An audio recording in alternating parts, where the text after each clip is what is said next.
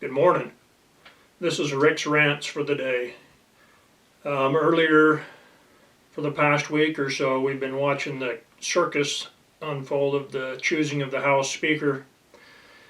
I think the process that we're seeing unfold right now is actually a good thing for politics in our country. Politics has become so corrupted and so top-heavy. Our country is literally smothering underneath the financial burden and the economic burden that's been imposed by these corrupt politicians and swamp creatures that are in office. Honestly, what needs to happen is there needs to be a sweeping out of these lifelong politicians with a term limits. And I think that's one of the things that these few holdouts are trying to get changed with their negotiations, is to at least bring to the House floor the certain subjects such as term limits, our financial accountability, returning to some of the old rules that Nancy Pelosi has changed to make it more difficult for individuals that misbehave to be ousted, or for politics as usual to go forward. The one thing that our founding fathers should have done when they put together Congress, the Senate, and the House was they should have put term limits in there. They did with the president. They should have done so with the House and with the Senate. It's literally ridiculous that people can make a lifelong career out of being in politics.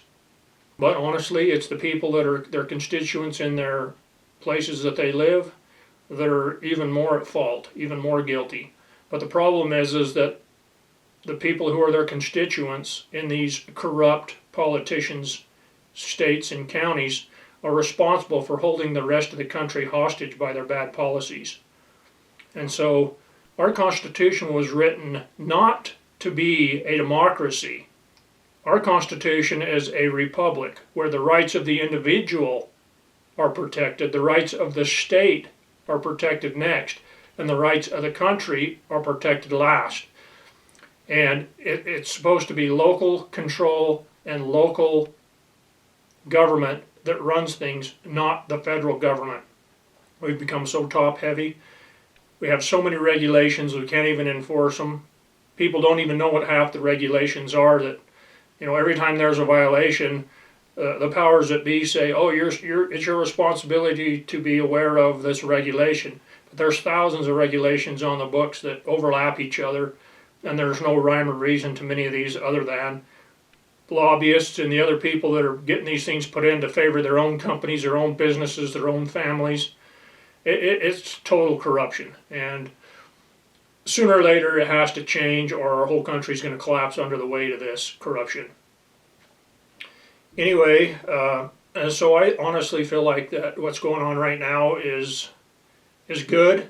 I think it helps the American people see this corruption. I think it helps the American people see the predicament that we're in, and I think it helps the American people see that they need to work better on choosing better individuals that support their values and the things of their family and their businesses, and monetary and fiscally sound people to support fiscally sound monetary policies.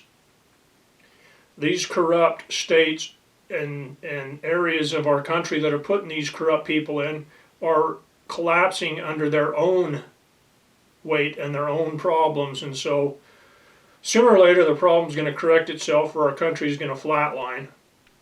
And I hope that the political system is able to get the checks and balances back in shape. I would like to see the term limits get in there. That would solve 90% of the problems, and the rest of the problems, it's up to the people to put in good people as their candidates. I know another part of this issue goes back to the elections. We need free and fair, we need open and transparent elections, and we need a simple process for being able to handle election challenges. If Florida, one of the largest states in our country, can count their votes and have them counted within 3 or 4 hours, all the other states should be able to have their votes counted within a few hours. Recounting by hand should not take any more than a day or two at the most.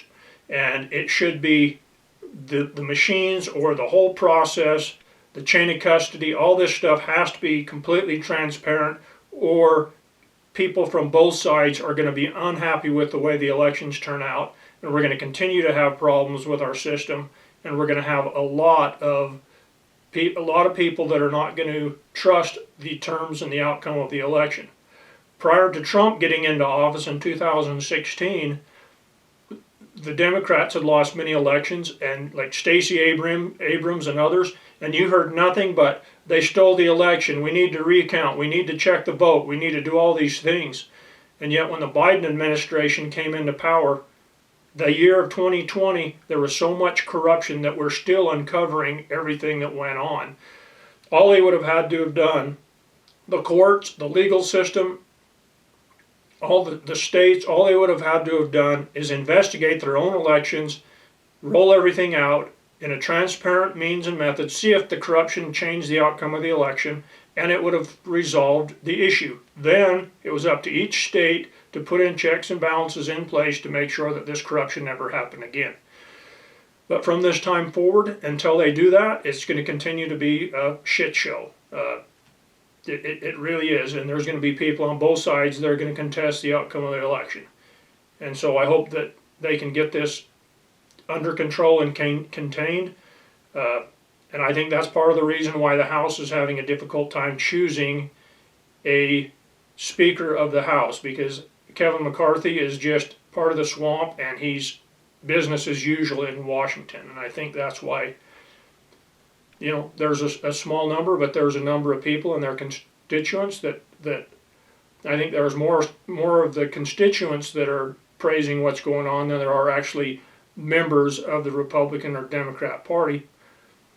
But it's just as much a fault of the Democrats. If they want McCarthy in there, they can vote for McCarthy, because if they keep being part of the holdout and they're not going to ever vote for him, they may get somebody in there a lot more conservative or destructive to their ideals and their agenda. And hopefully we will get somebody in there more conservative than McCarthy.